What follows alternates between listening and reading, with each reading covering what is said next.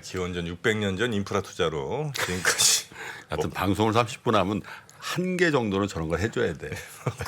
먹고 살고 있는 그리스라는 평가가 어제 아주 흥미롭게 있었죠. 자, 그러면 우리 박병창 부장님 모시고 오늘 시장에 대한 이야기 잠깐 나누겠습니다. 교보증권 박병창 부장님 어서 오십시오. 어서 오세요. 네, 안녕하십니까. 네, 반갑습니다. 매일매일 오시는 거 쉽지 않죠? 괜찮습니다. 괜찮습니까? 네. 앞으로도 매일매일 오세요 그러면. 알겠습니다. 아니, 매일 아침 이게 같은 시간에 이렇게 저희 또 찾아주시는 그러니까 본인이 그냥 힘들다고 그래. 저요? 왜 한 쿠션을 치? 그러네요. 진짜. 제 입으로는 얘기 못 하겠고 매일 아침 같은 시간 매일매일 나오는 게 얼마나 힘듭니까? 네. 엄청 부담주네. 우리 박병창 부장님 너무나 감사합니다. 네. 집에서 몇 시에 나오세요? 5시 반쯤 아, 그래서 이제 저하고 똑같이 나오죠. 회사 들렀다가 회사에 6시쯤 도착해서 아침에 준비하는데 1시간 정도 걸리는 것 같습니다. 아유, 대단하십니다. 그걸 우리가 이렇게 그냥 받아 먹는 거죠. 받아먹는 거 참 아기새가 된 느낌입니다. 네, 정말 고맙습니다. 자, 그럼 한번 감사합니다. 들어가 볼까요? 네. 네. 미국 시장이 어제 소폭 하락을 했는데요. 내용은 괜찮았습니다. 10월 들어서 이틀 동안 상승폭이 나스닥과 S&P 500이 5.5% 정도 됐습니다. 당연히 뭐 반등으로 인한 차익 매물, 단기 거래에 의한 또는 현금화 매물이 좀 있겠죠. 그런 가운데 이제 오펙 플러스에서 200만 배럴 감사한 소식이 있었습니다. 어제 우리 시장이 밀린 부분이 이제 이런 부분 영향이 상당히 있었을 것 같아요. 그래서 매물이 나오지 않겠냐. 그리고 어제 우리 열리지 않는 시간에 있었던 나스닥 미니 선물도 하락을 했었어요. 네. 그래서 아침에 마이너스 2% 정도 나스닥 그러니까 기준으로 많이 빠지더라고요. 많이 빠져서 시작을 했습니다. 그런데 뭐 한 5.5% 상승해서 한 1%대 하락은 있을 수 있겠다. 뭐 이 정도 생각을 했었거든요. 그런데 장 후반 들어면서 계속 꾸준히 반등을 좀 하면서 약밥으로 마감을 했습니다. 그러니까 거의 안 빠졌던데. 예, 그래서 아래 꼬리 달리면서 양봉을 만들면서 이제 예. 마감을 했습니다. 그래서 저가 매수가 상당히 있는 것이고 사실 요즘 들어서 저가 매수는 거의 대부분 쇼커버일 가능성이 상당히 높다고 생각합니다. 그 우리 시장이 지금 삼성전자나 SK하이닉스 이런 종목들이 외국인들 매수가 들어오고 있지 않습니까? 네. 거의 대부분 쇼커버가 지금 진행이 되고 있지 않나 그렇게 좀 느껴지고 있는 그런 상황입니다. 그래서 아무튼 어제 미국 시장을 가만히 보면은 오펙 플러스에서 200만 배럴 감산으로 인해서 이제 이걸 걱정을 많이 하죠. 그런데 유가가 이제 88달러까지 올라왔습니다. 예. 근데 아주 급등한 것은 또 아니에요. 여기 보면은 실제로 지금 200만 배럴 감산이라고 발표를 해서 굉장히 충격적인데 100만 배럴 감산했을 때 골드만삭스의 내용으로는 뭐 연말 되면 100달러 넘어선다 이렇게 얘기를 했었거든요. 그런데 200만 배럴이라는 수치 자체가 무게감이 있지 않습니까? 그렇죠. 예, 그런데 사실 어제 한 5, 6%확 올랐어야 되는데. 예, 유가가 그렇게 급등한 부분은 좀 아닙니다. 근데 그런 얘기들도 좀 있습니다. 지금 현재도 생산량을 다 못 채운다라는 거예요. 여러 가지 이유에 따라서. 네. 그래서 사실 감산 발표를 했지만 그만큼 감산을 할 수 있겠느냐. 그 기존도 지금도 말 못했다. 뭐 이런 얘기들을 좀 하고 있는 거예요. 그래서 아무튼 뭐 여러 가지 이유가 있겠지만 유가가 그렇게 급등하지 네. 않았고요. 그리고 어제 그 ADP 민간 고용 발표가 있었는데 노동부의 발표는 이제 이번 주 주말에 나오고요. 네. 그런데 20만 8천 개로 전월 대비 그리고 컨센 대비 상회했습니다. 그리고 ISM 서비스 PMI 지표도 56.7로 컨센서스를 상회하는 좋은 지표가 나왔어요. 그러니까 요즘에 이제 좋은 지표가 나오면 연준에서 생각을 좀 바꿔야 되는데 그러지 않을 것이다. 매파적인 스탠스를 계속 유지할 것이다. 이런 것들이 작용을 하잖아요. 네. 그럼으로써 어제 10년 만기 국제 수익률, 2년 만기 국제 수익률, 달러너스가 소폭 올랐습니다. 근데 그럼에도 불구하고 시장은 좀 잘 버텼다. 그렇게 네. 좀 이해가 될 것 같고요. 어제 가장 강했던 섹터는 반도체 섹터입니다. 반도체 섹터에서 TSMC가 2.29% 올랐는데 전반적으로 뭐 약보합이었기 때문에 한 1% 정도의 전후에 거래가 됐었는데 이제 그 등락률은요. 근데 전반적으로 봤을 때는 이제 반도체 섹터가 좀 강세였다. 그렇게 이해하시면 될 것 네. 같습니다. 네. 어제 우리 시장 보시면서 오전에 굉장히 실망을 많이 하셨죠. 미국이 이틀간 5% 이상 상승을 한 상태에서 우리 시장이 미국의 급등을 보고 출발했기 때문에 2% 이상에서 출발을 했습니다. 그런데 곧바로 외국인들의 대량 선물 매도가 있었습니다. 1.3조 정도의 선물 매도가 있었는데 네. 이 금액 기준으로 지금 자료들 보니까 역대 3위라고 하네요. 대량의 매도가 있었어요. 그러면서 선물이 끌어내리면서 비차익 프로그램 매도가 나오고 그러면서 마이너스까지 하락 전환을 했습니다. 근데 막판에 어떤 시가총액 상위 종목이 좀 버티면서 코스피는 강보합에 마감을 했습니다. 플러스 0.26%로 2,215포인트로 마감을 했는데 네. 코스닥은 마이너스 1.64% 685포인트로 마감을 했습니다. 어제는 최근에 개인들이 많이 팔았었는데 어제는 개인들이 많이 샀습니다. 코스피에서 4,500억, 코스닥에서 3,200억 정도의 순매수를 해줬고요. 매도는 거의 대부분 국내 기관의 금융투자에서 매도가 나왔습니다. 어제 외국인들 코스피의 수급을 보면은 776억 순매수입니다. 어제 피차이 프로그램 매도가 2,300억 정도 나왔거든요. 그러면 외국인들은 기계적인 프로그램 매도는 있었지만 삼성전자, SK 하이닉스, SK LG 에너지 엔솔 이런 종목들에 대해서는 대규모로 매수를 한 것이거든요. 그래서 어제 외국인들은 순매수를 잡히고 있습니다. 근데 매도는 어디서 했느냐? 기관들이 5,500억 매도를 했는데요. 연기금 투신 사모펀드 매수를 했거든요. 금융투자가 6,100억 정도. 증권회사만 저렇게 그냥 쏟아 부어버렸다. 저기. 그러니까 이 부분 뭐 또 이제 설명드리고 말씀드리려고 그랬는데요. 네. 우리가 이게 거래를 제가 수급을 매일매일 보여드리고 있는데 금융투자의 순매수, 순매도는 예. 미니 선물과 연계된 차익 거래예요. 그래서 금융투자가 많이 들어와서 시장을 올리거나 금융투자가 많이 팔아 시장을 내리거나 그렇지 않고요. 금융투자는 많이 사면 이제 곧 나오겠구나 매물로. 많이 팔면 이제 또 들어오겠구나. 이렇게 이해하시면 될 것 네. 같고 더불어서 하나 더 말씀을 드리면요. 코스닥에 보면은 외국인들이 2,687억의 순매도를 했거든요. 외국인들의 코스닥의 거래는 거의 대부분 이거 기계 매매입니다. 알고리즘 매매예요. 그래서 액티브로 순수하게 거래되는 부분보다는 기계적인 매매가 더 많다는 거거든요. 이 부분을 말씀드리는 이유는 시장이 취약할 때 금융투자의 순매수, 순매도의 기계적인 매매에 의해서 시장이 오르거나 내리는 경우가 발생을 하지만 연속적이지 않다. 그리고 또 더 중요한 것은 개별 종목을 여러분들이 거래를 하실 때 외국인들이 개별 종목을 사는 경우에 곧 매도가 나올 수 있다. 파는 경우에 단기 급락하면 또 매수가 들어온다. 기계적인 매매가 있다라고 생각하시면 될 것 같고요. 개별 종목의 수급부에서는 늘 말씀드리지만 투신과 사모펀드 연기금의 조합이 가장 강합니다. 그걸 참고로 좀 수급을 보면서 말씀을 좀 드리겠고요.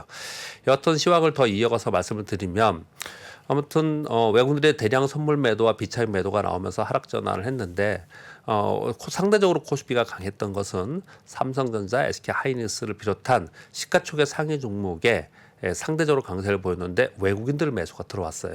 네. 그리고 2차 전지가 상대적으로 강세였고요. 그래서 어제 빠진 거는 자동차가 빠지면서 조금 오전에 좀 밀리는 그런 모습을 나타냈는데 마지막에 조금 들어오긴 했습니다. 근데 요 좀 이따 말씀드리고요. 일단 전반적으로는 외국인들의 시가총액 상위 종목에 매수가 들어온다. 아마도 쇼커버가 대량으로 들어오는 게 아닌가. 그런 가운데 선물 매도를 하면서 뭔가 이익 극대를 하려는 게 아닌가. 뭐 이런 차원의 좀 생각이 네, 드는 네. 하루였습니다. 많이 팔면 곧 다시 이제 들어온다는 게 예.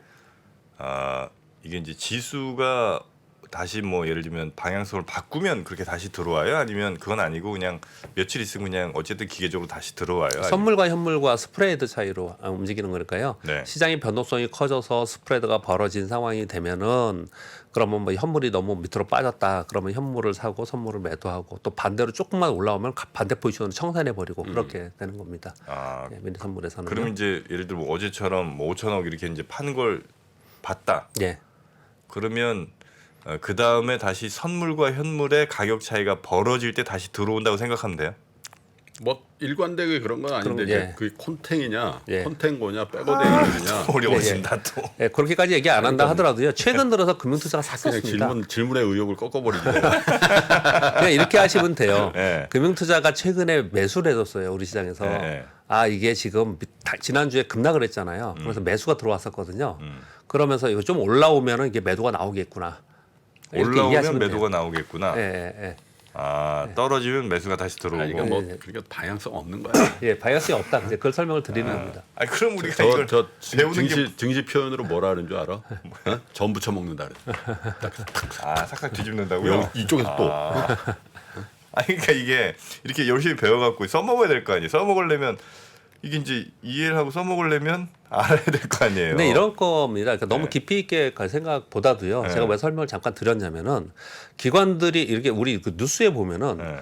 오늘 시장이 뭐 상승을 했는데 네. 기관들이 많이 사서 상승했다. 이렇게 얘기를 하거든요. 그렇죠, 근데 그렇죠. 그 안에 봤더니 금융투자가 왕창 샀어요. 그러면 좀 올라오면 그 매도가 나온다는 얘기예요. 아 끌고 그러니까 가지 않는다는 얘기예요. 아 이걸 이제 딱 방향성을 갖고 다시 이제 기관들이 들어온다 이런 잘못된 예. 판단하지 말라는 말씀이신 예, 거군요. 그렇습니다. 알겠습니다. 그리고 코스닥의 외국인 거래도 그렇게 하는 얘기예요. 그런 부분들을 좀 사실 여의도에서는 증권회사를 기관이라고 안 해. 솔직히. 아 그래요? 네. 뭐예요 그럼? 그냥 증권이지 뭐 그냥. 예. 아 증권회사는 그 기관 매수 매도의 그큰 아 기관 투자가 뭐예요? 기관 투자가는 장기 투자자를 대부분 표상하잖아.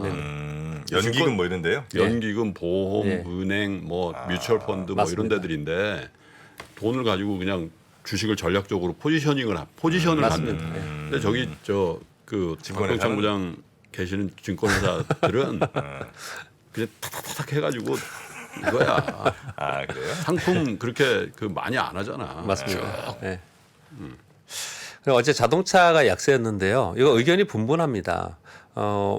자동차가 우리 내수 판매가 좀 증가했습니다. 그리고 미국의 전반적인 9월 판매량도 좀 늘었어요. 네. 그런데 어제 아침에 딱 시작하자마자 밀리기 시작했는데요. 어떤 자료가 발표가 됐냐면 전기차 판매가 감소했어요. 전기차가 감소를 할 수가 있나요? 전기차 판매. 전기차 그러니까 증가율이 감소된 거죠. 그러니까 우리나라 예. 브랜드의 미국 내 예, 전기차 예, 예. 판매가 줄어들었다고요? 예, 그렇습니다. 그래서 실제로 인플레 감축법의 피해가 현실화되는 게 아니냐라고 생각을 하는 거예요. 그건 아니지. 그건 지금 7,500불 하지도 않는데. 아직 그 시작도 안 했는데 왜? 그러니까 의견이 분분하다 말씀을 드리는 거예요. 아니 그 거꾸로 저거 하기 전에 미리 좀 있으면 저기 싸지니까 그럴 수도 예, 있겠구나. 예. 그래서 이제 이것 때문에 이제 이게 현실화되는 게 아니냐 그래서 어제 매물을 맞고 그랬는데요. 네. 실제로 이번에 3분기 실적 발표 이제 곧 할 건데 자동차 쪽의 실적이 다른 섹터에 비해 상당히 양호합니다. 양호해요. 예, 그렇기 때문에 자동차의 이 우려가 기후가 아니냐 뭐 이런 얘기들도 있고 한편으로는 이 피해가 현실화될 것이다. 그래서 좀 부정적으로 본다. 의견이 분분했습니다. 근데 여하튼 어제 반도체 섹터에 매수가 들어오면서 자동차 섹터에는 매도가 좀 있으면서 상대적으로 좀 약했다. 그렇게 보시면 될 것 같습니다. 네. 지금 반등은 뭐 약간 줬는데 의심 속의 반등 빨간 것으로 이렇게 표현을 제가 그렇게 했습니다. 이게 미국의 월가에서도 이게 여전히 단기 반등 후에 재차 하락을 할 것이다라는 의견과 요번에는 저점 형성의 매매 공방이 좀 일어나지 않겠냐라는 의견이 지금 분분해 있습니다. 그런데 전반적으로는 단기 반등 후에 재하락할 것이라는 분석 그리고 심리가 우세한 것은 맞습니다. 그래요. 그쪽이 더 우세합니다. 그래서 이번에 9월에 급락 후에 또 반등도 또 급격하게 주고 있지 않습니까? 그래서 변동성 장세다 이렇게 보시면 될 것 같고요. 인플레이션이나 금리 환율의 주 지표가 베이스라인이잖아요. 근데 이 베이스라인으로 크게 움직이지 않더라고요. 요즘에 네. 보니까.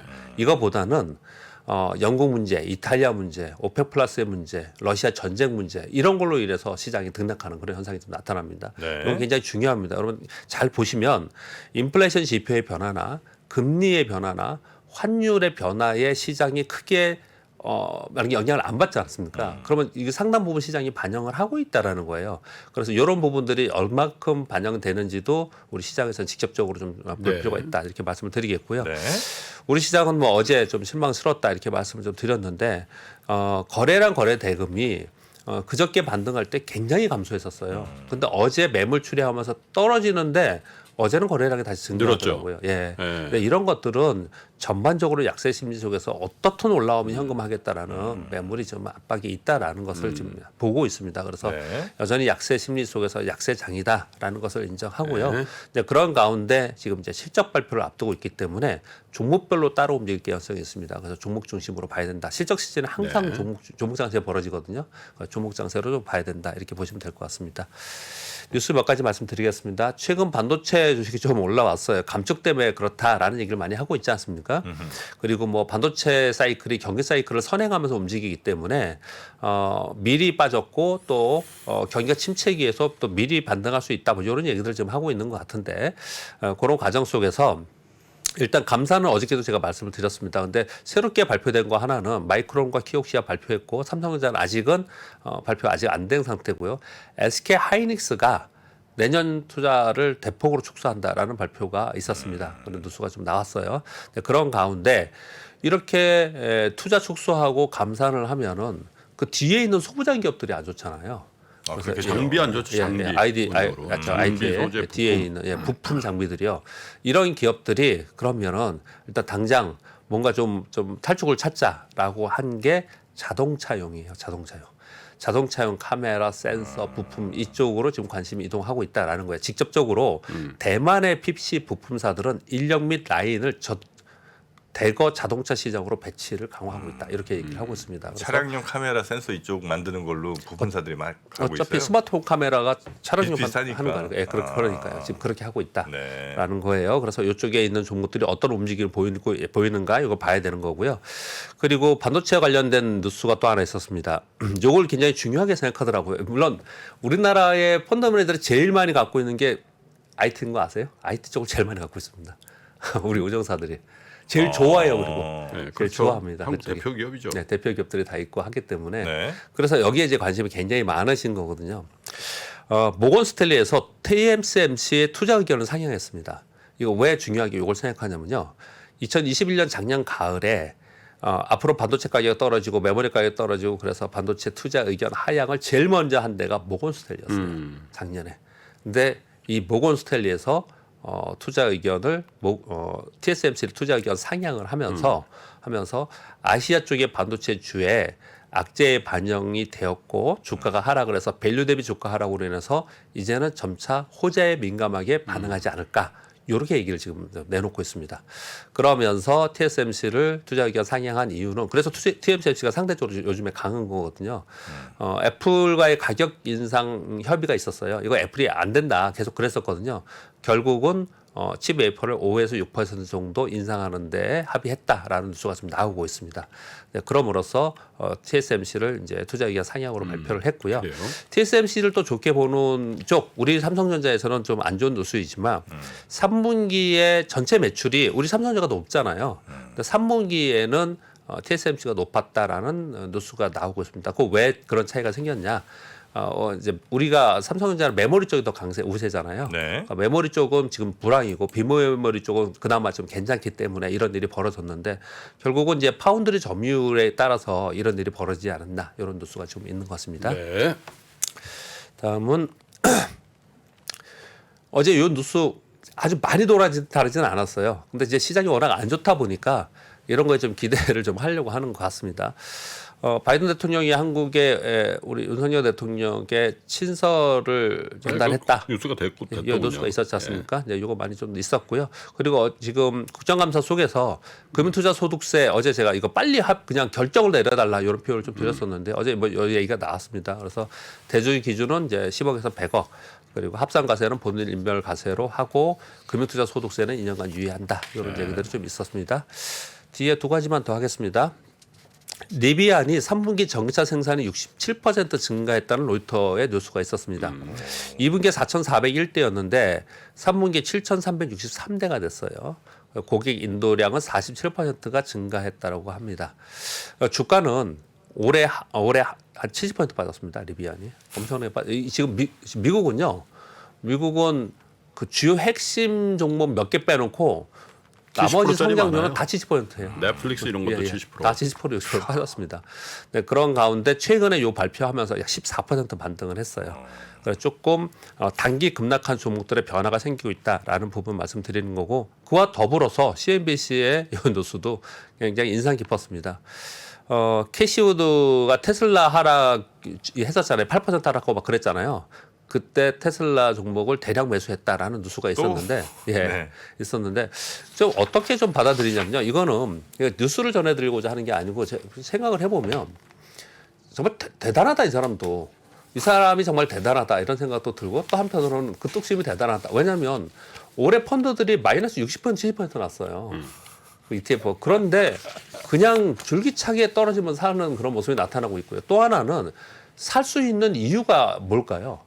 이 주식이 올라갈 거야라는 개인적인 어떤 투자 판단 이전에 돈이 있어야 사지 않습니까? 근데 이 펀드에 돈이 들어온다는 얘기예요. 이게 산다는 얘기는. 그래서 미국의 이 펀드에서는 계속해서 자금이 어떻든 들어오기 때문에 그래서 낙폭 과대한 길주에 대해서 계속 사고 거기에 대한 전망을 계속해서 얘기를 좀 하고 있는 상황이에요. 이렇게 두 가지를 측면을 한 가지 얘기하고요. 또 한 측면에서는 저는 이걸 보면서 어떤 생각이 들었냐면 사실 나스닥이 더 물론 변동성이 더 커서 나스닥 낙폭이 더 크고 그렇지만 미국의 이런 대형 기술주와 성장주들이 막 60% 70%씩 정말 말도 안 되는 가격까지 지금 떨어지는 이렇게 낙폭이 큰 거는 이런 펀드 영향이 굉장히 클 거라는 생각이 들어요. 우리가 예전에 외환위기 때도 그랬고 그리고 글로벌 금융위기 때도 그랬거든요. 이 펀드들이 마진콜이 발생하거나 아니면 또 손절매해야 되는 상황이 되거나 이랬을 때 더 수급이 악화되는 게 굉장히 많았는데 이 미국에서는 지금 캐시우드의 아크케이가 그런 역할을 좋지 않은 쪽으로 톡톡히 하고 있지 않나 그런 생각도 들어서 그냥 전해드렸습니다. 그래요. 네. 감사합니다. 캐시우드 누나가 끝도 없이 사고 있다. 테슬라 주식. 네, 그런 소식 마지막으로 전해주셨고요. 자, 그러면 오늘은 여기서 우리 박병창 부장님께 인사드리고 그러시죠. 네, 내일 다시 뵙도록 하겠습니다. 고맙습니다. 감사합니다. 신고가에 5만 원 돌파할 때 5만 원에 따라 살 수 있나요, 우리? 내가요? 5만 원이 다시 내려가서 2만 원까지 와서 2만 원 떨어지면 신저가예요. 거기서 구매해서 쓸 수 있나요? 주식시장에 절대 변하지 않는 것이 두 가지 있습니다. 주가의 기본적인 움직임 그리고 투자하는 사람들의 심리입니다. 내가 팔면 오르고 사면 떨어진다고요. 주식에 대한 공부가 모자라서가 아닙니다. 주가를 만드는 투자자의 심리를 모르기 때문이죠. 하락장의 공포를 이기는 5가지 실전 투자 심리 전략. 박병창의 돈을 부르는 매매의 심리에서 지금 확인하십시오.